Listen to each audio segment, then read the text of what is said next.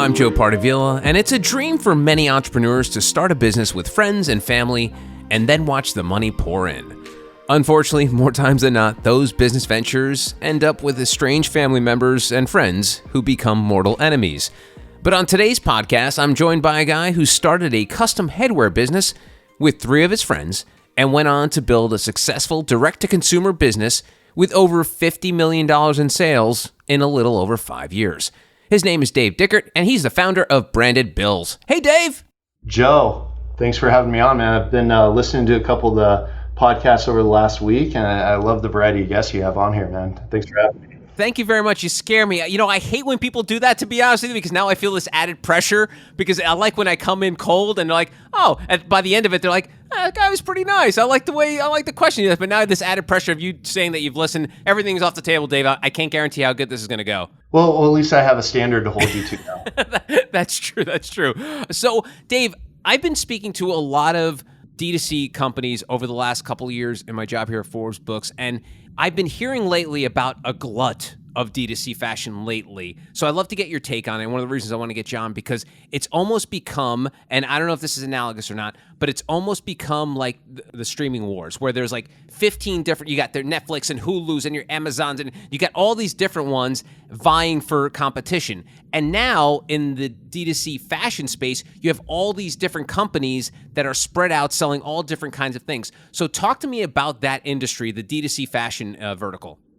Yeah, so I think it's been interesting, to watch since we started. Just the barrier to entry is so low now. I mean, with Shopify and access with Alibaba, whatever it may be, people can quickly produce a product, get it out there, and start selling. So from the time we started, we would go out there. There were no other leather patches on hats, so that was great for us. And just seeing the competition increase over time is something we've noticed. But from the beginning, we set out to be a brand, not a manufacturer, not just a retail site. It was really to build the brand. And I think that's been the key to our success, is as we're building quality products, as we're investing in our people, really build the brand of Branded Bills. And what does that stand for? We're connecting people to their experiences through the headwear, but then we have a custom program as well. So we kind of have a couple different legs to stand on, rather than just being, hey, it's just another hat company. We started to focus on state-based headwear, and I think that's in building the brand what's been key, because that really resonates with people. Where are you from? Where have you been? What's the vacation you went on? What's going to be that thing that when you pick up a hat out of your closet, you're like, man, I had a great time when I was living in New York, or that was a great golf vacation I went on. And so it kind of clicks that memory for you, and that's kind of what we're all about. And you started the company 6 years ago. Talk to me about that competition then and now, because like I mentioned, you could basically find a custom headwear company just by typing the word hat in Google. So Sure. What's it like now? I think, there's still a lot of competition out there. Where we separate ourselves is the quality of our products. Over the 6 years, we've been able to build up that loyalty through the brand, that when we launch something new or come out with a new silhouette for a hat, people know what to expect. So, on the custom side, I always tell people, do you want your swag to represent your company? There's plenty of $5 hats out there, and, you can go out and purchase those, but are you a $5 company? Is that the walking billboard you want around? Or are you spending $5 for, you're going to give that to a customer, they're going to turn around, throw it in the back of the closet, and you really wasted $5. You didn't save 10. So I think, building that loyalty through the quality of not only the products, but the service that we provide people. We're much faster than our competition. We can turn around custom hats in 2 weeks. And just given, that ability to do that, and the product that comes with it, has definitely given us an advantage to the competition. Cool. And you guys are living the classic entrepreneur story. You started the company in an unair-conditioned garage in Phoenix. It's straight out of like the Steve Jobs playbook. So why was that the thing? Why was that, of all the things that you couldn't start a company for, Dave, why was a custom headwear business? Why was that your thing? So I don't know that any of us set out. So, I mean, we come from, there's 4 of us coming from different backgrounds of finance, hospitality, breweries, woodworking, different stuff. And so it initially started out as like, hey, this is going to be a fun side project for us to start up. And once we realized that it was resonating with customers, they want to show where they're from. That's when we were really able to take off with the company. But going back to starting out in that hot garage, Josh had just had a baby. We were in the garage and, trying to figure out different stuff there. And his wife was like, hey, you guys got to move. So we moved to a little garage, no AC, didn't have a bathroom. So, Tim was in there running over to Home Depot to use the restroom. This thing was bare bones. And that was probably for a year until we were like, okay, we've got some here. We can graduate to a space with a bathroom at least. Wow. And so those early days, whose idea was hats? Like, you almost make it sound like it was a side hustle, but why specifically hats? Yeah, so Sam, one of my partners, was working up at a brewery in South Dakota and trying to come up with, he's a creative guy, so coming up with some unique swag for the brewery, for customers. And he had this idea like, hey, you know what, we're going to take a hat. I want to cut out a piece of leather in the state of South Dakota. We're going to, brand it with our brewery logo and let me see, what happens with it. And Josh and Tim bought the hats. We're wearing them around. People were like, hey, can you guys do Arizona? Can you do Texas? Can you do different states? And that's when I think the light bulb kind of clicked that like, hey, there's something to hats. There's a unique look with what we're doing being the leather. There's nobody else out there doing it. Let's see what we can, do and run with this thing. And when did you realize that you were onto something as an actual company? The concept, you said, all right, cool, people will want this. But when did you realize, oh shit, we got a company? Yeah, I think when it actually became a company, I will say 2 to 3 years ago, just from an organization standpoint. From then, it was still pretty raw. We were running around trying to figure out exactly the direction we were going to go. But, a year into it, when we were having success, this is when Instagram, Facebook ads were cheap. You could get stuff out there, and we started seeing sales quickly from that. And just the customer response. When you start seeing returning customers, that's when all right, this is a product they like. Now let's look at how do we continue to improve the product and the process to make this a company. And I wonder, we started this conversation talking about the D2C competition. How did you break through? Like, what was your way to reach this audience that would want, I don't want to say like luxury, but like a high-end hat? What was sort of like your plan of attack to reach the masses? So, originally it was through the social media advertising and stuff, but then it was word of mouth. You've got to have a great product that people are willing to stand behind. So when, we would actually get into the customer's hands, then we would go, okay, what's our follow-up? How are we checking in? How are we making sure the customer's liking the product? What feedback are we getting? What improvements do they want to make? And so from that, your customer is is so valuable to give you the feedback. You can start off and we can sit in a room and go, all right, this is what we think we need, but no, put it in the hands of the consumer and make sure you're pinging them, reaching out for feedback, because they're going to be honest with you. They've given you money.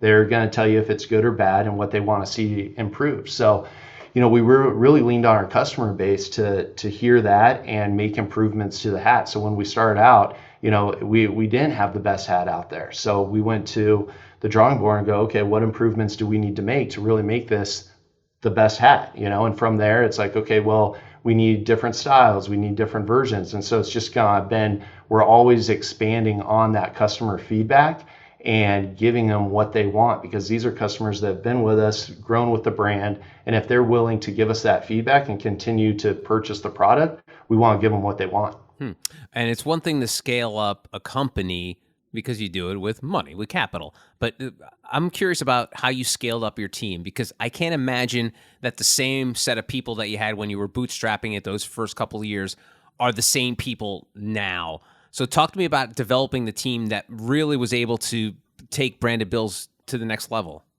Yeah, definitely. And fortunately, we do have a lot of the same people. We've been able to develop them and grow them. But as we've grown, we've reached, kind of our ceiling of abilities or skill set and starting to bring on key people. And that's kind of the exciting thing about when you get to the point where you've got the capital, start investing in different people, they show value so quickly. And that's what, when you're in startup, every penny is very tight, and it's kind of a tough thing to take that risk on. Okay, this is our first big hire. this is going to be our first big investment in people. But once you start making those investments and you do your due diligence and you hire the right people, they're going to give you a return and take the company to the next level. And that's what we've really seen over the last 2 years. We brought in a business consultant 2 years ago, maybe, Colin Talley, and he has really transformed the company into like, okay, this is what your organization looks like. Here's how each department is going to run. Here's the right person in the right seat to do this.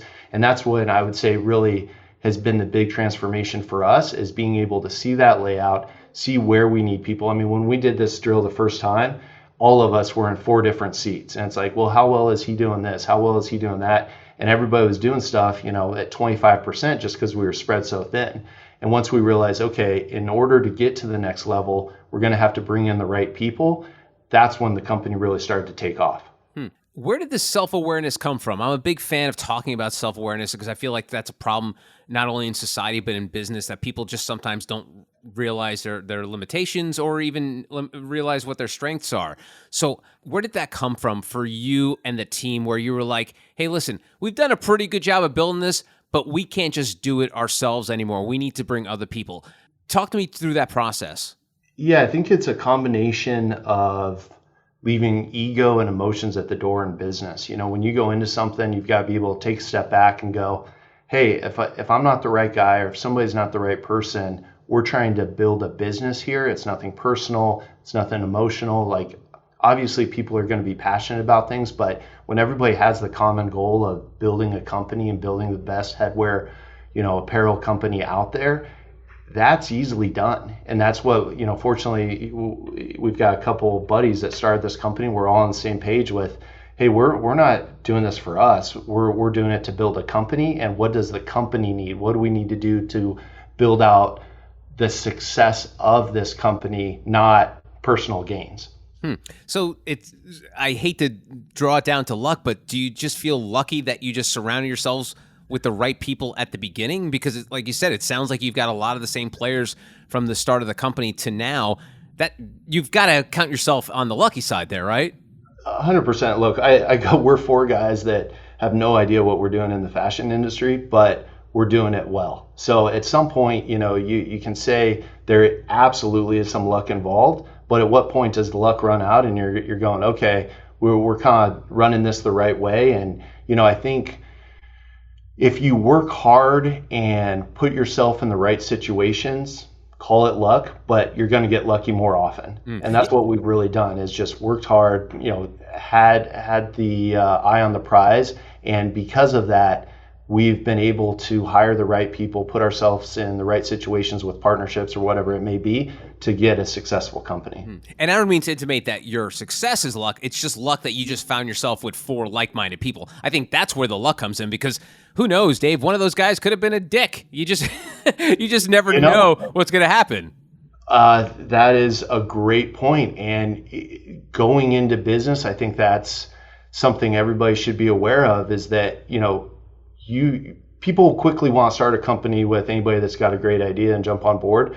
But man, you're going to go through good times and bad times. And when it's bad, luckily we have that friendship to kind of lean on and stuff. But I mean, man, it could quickly get tough if things aren't going well and you're wanting to go in different directions. I mean, there's 4 of us. Some of us are married. Some of us have kids. So as we progress, everybody's life is changing a little bit. But having that common goal of the success of Branded Bills has kept us together. But yeah, on that point, absolutely lucky to have 4 guys that get along as well as we do, being friends prior to this and continuing to build the business together. And I'm not sure if it's similar or not, but it's almost like a rock band, because most rock bands are 4 or 5 guys, and the ones that get along stay together and they have a long-lasting relationship and stick like the Rolling Stones. But then you have some like the Beatles that only last for 10, 15 years because they all get on each other's nerves. So what's the secret sauce to that you guys don't get on each other's nerves?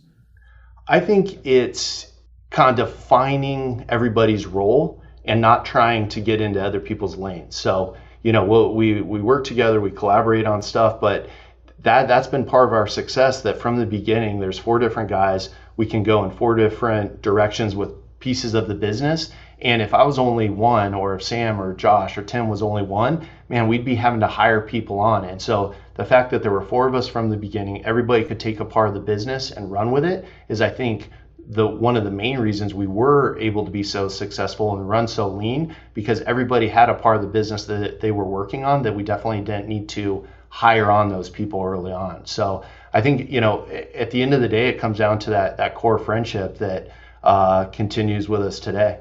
And so when the pandemic came down, and it sounds like a lot of your growth coincided with the pandemic in March of 2020, first, as a person, what were your initial thoughts in terms of, like, as much as we don't want to be selfish, we're all selfish. Like, the first thing I'm sure you probably thought was, first, like, is my family going to be okay? And second, is my company going to be okay? So what were those initial feelings that you and maybe your three guys there on the founding team were thinking when the pandemic came down? It was a variety of feelings. On the personal front, I was confident the business was to a point that if it had to get down to the 4 of us again, we would make this thing last. So it wasn't so much a worry of, like, personally what's going to happen. It was more of a worry of, man, what am I going to do with all these employees? Like, I've got, a lot of people depending on us for their livelihood. What are we going to do to keep them employed, keep them around, and calm them down and kind of be the voice of reason? Because that's what you have to do as a leader, right? It's not so much you can't show your cards all the time. You need to be able to go out there, be confident, and show your employees through transparency that everything's going to be okay. And there were a couple times where I had to jump into meeting all hands and go, like, hey guys, here's what's going on. We're good. Here's where the business is at. Here's where production is at. Keep plugging along. Everything's good. So I think that was probably the key in calming employees' nerves rather than how I'm feeling. And so what were those initial steps in terms of keeping the band together? Was it, let's ride out the storm, let's be more aggressive marketing? What were some of those initial steps you guys took? I think initially it was a step back and kind of like see what's happening, because we didn't want to make any drastic moves. I mean, I was more wanting to be more aggressive with the scaling back a little bit and, like, let's just ride this out. And luckily, Josh, my partner, was like, let's keep going, let's keep pushing forward. And so I think we kind of sat back, watched sales, see how customer behavior was, and we didn't see a dip. And we're like, okay, nothing's happening on the consumer side. Let's start to push a little bit. And fortunately, everybody was still purchasing, and then they started to, they were at home. They had disposable income. They weren't going out to lunch. They weren't having to drive to work every day. And so we started to really capitalize on that and be aggressive with our growth at that point, because we realized people need something to cheer them up. People, want to get a package, a new hat, whatever it may be, and let's make sure we're a part of that. And talk about some of the products you guys have that, it started with hats, and I know you've expanded to apparel, shirts and hoodies and such. Why was it important to sort of stretch your legs a little bit there and just not do hats? I think it goes back to growing the brand. Once you have that customer base, and they were telling us, hey, do you guys do shirts? Do you guys do hoodies? And so we would be kind of stalling the business if we didn't listen to them, go away from what we've always done and listening to that feedback and start to offer it. So, we started to put it out there, customers bought it. And, again, going back to, we don't want to just be a hat company or just a shirt company. We want to be a brand. So how do you continue to build the brand and expand it while keeping to your roots of quality products?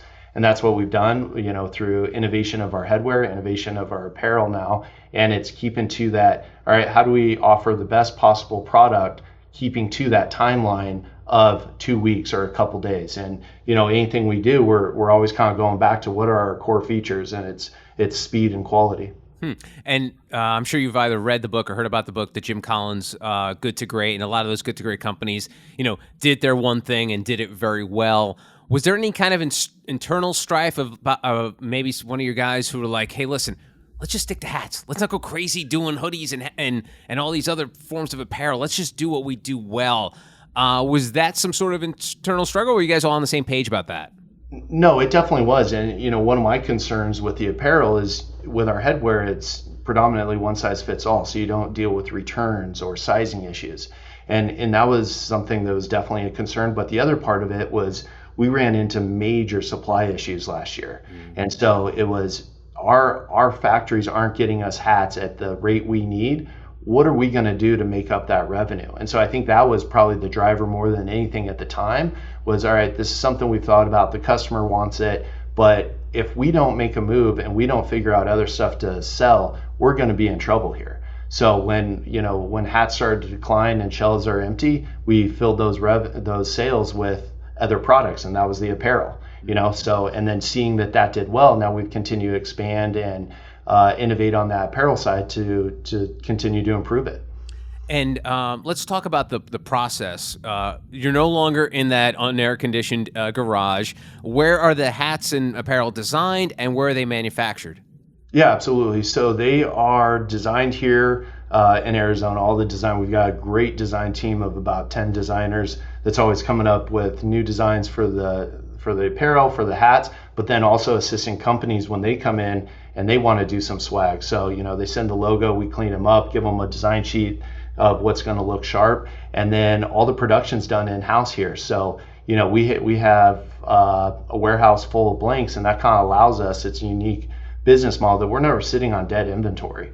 We have a golf channel, a wholesale channel, a custom channel, and then Shopify, of course, through our online sales. And that gives us to take the same hat and apply it to each of those channels. So, the fact that we don't have a design sitting here that we have to sell, we can sell it across these 4 channels, has really given us some flexibility. And when one channel is doing better, we push hard there, pull back maybe on another one. But that model that was we set up from the beginning and turned out to be a great success for us was just that we never had dead inventory. We're always able to take a product and sell it to each of those channels.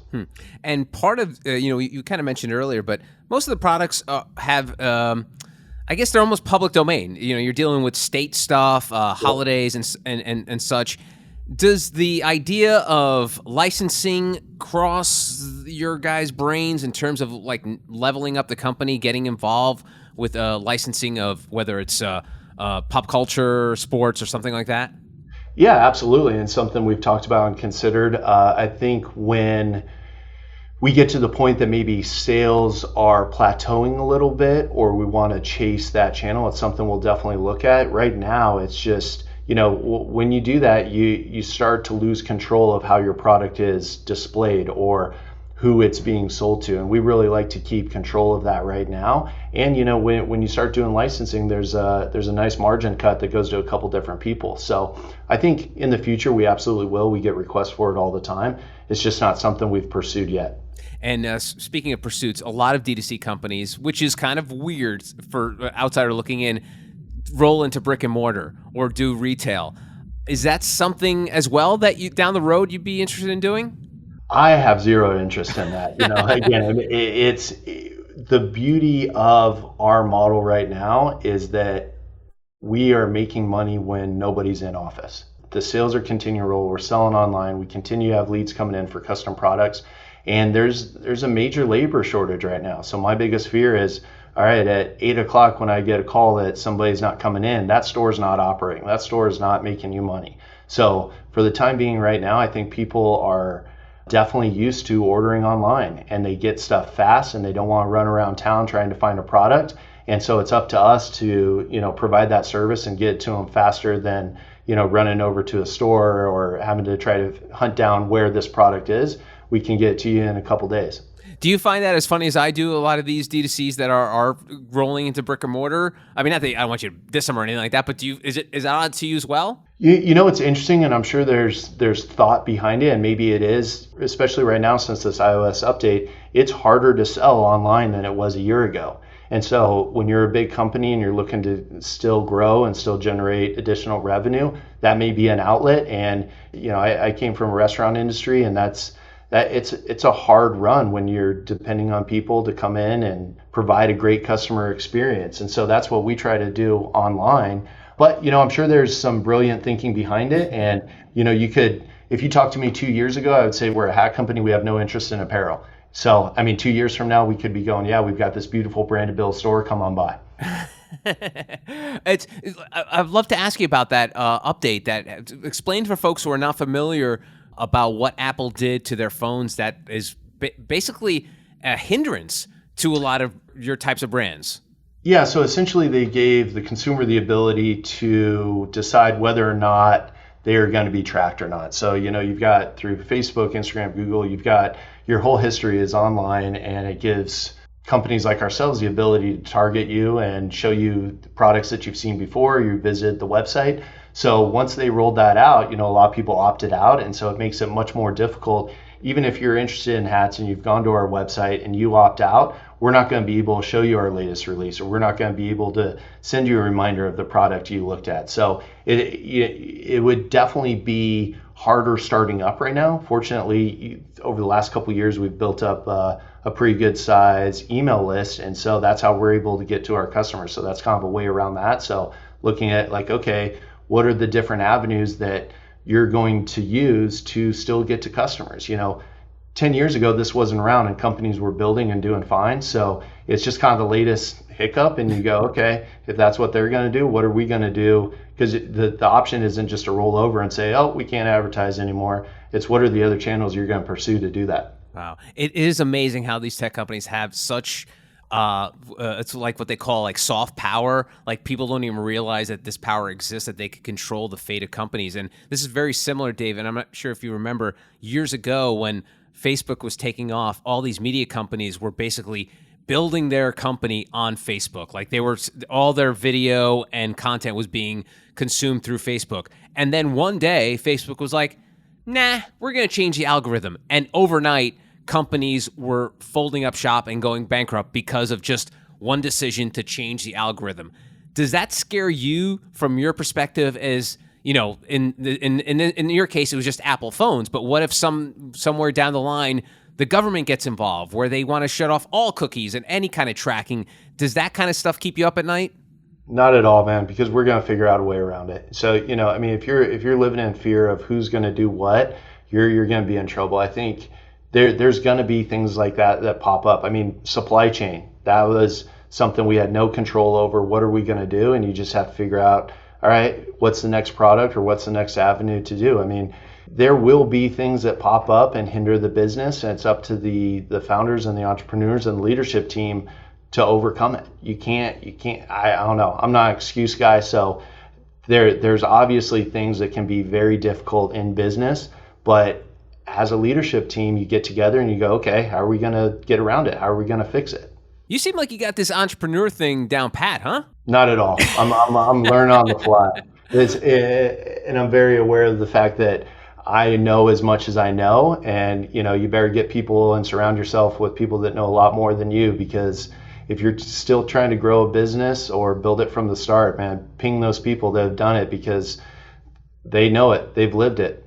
And, we all companies have KPIs for their employees to judge how successful and how efficient they are. What's Dave Dickert's KPI? Like, how do you judge how successful you are as a leader? Well, we have weekly leadership meetings, and we, every quarter we go out and set what are the things we're going to accomplish this quarter. And so that's been very helpful for me to take a step back and go, okay, it's not so much on the individual if they're doing it. It's my role to make sure that they have the resources and the support that they need to get that done. So at the end of the quarter, when we're looking at something didn't get done, I want to be 100%. So when that's not happening, I'm taking a step back going, okay, before I say it's the individual and they didn't take care of something, what did I do or not do to allow that not to happen? So I think putting that on myself of just as a scorecard of, what were the rocks that we set out to do and did we accomplish it? That's kind of a personal KPI for me, on top of all the financial and that stuff. It's more in the business. Am I providing the resources and support for these people to do their job well? And when you started this company back in 2016, is this what you envisioned Branded Bills to be? Is this sort of, a storybook? I don't want to say the word ending, but is this where you wanted the company to go? We're not there yet, but we're going in the right direction. Absolutely. It's right. Everybody's dream: start a company with a couple buddies and be successful to where you're not only providing life-changing for yourself, but we've got employees that came in on an hourly wage and now they're making over six figures because they've been successful. And that's what's exciting to me, is not so much the personal success, but man, how are we changing the community? How are we changing the people that are taking the time, invest in us? They chose to work here. Now, how can we provide value for them lifelong rather than just being a job? Well, Dave, I hope I lived up to your expectations from listening to past episodes. I thoroughly enjoyed the conversation. I hope you did as well. Yeah, absolutely, Joe. We should do this again. I enjoyed talking with you. Awesome. His name is Dave Dickert. He is the founder of Branded Bills. Dave, what's the website if people want to find out more about Branded Bills? Brandedbills.com, and you can go there for all your state apparel and wears, and click on that brand your business for any of your custom needs as well. If you've got stuff for the office, if you've got an event, bachelor parties, whatever it may be, we can come up with a great design that fits your needs. Awesome. Dave, thank you very much for the time, man. Good luck. Thank you. Appreciate it. And that's it for this episode of the Forbes Books Podcast. If you enjoy the show, make sure you take a second to subscribe so you automatically get new shows when they drop. Also, if you have a minute, I would love if you left us a review so more amazing entrepreneurs like yourself can discover the show. And please don't forget the golden rule and treat others as you want to be treated. Thanks for listening. Until next time, adios.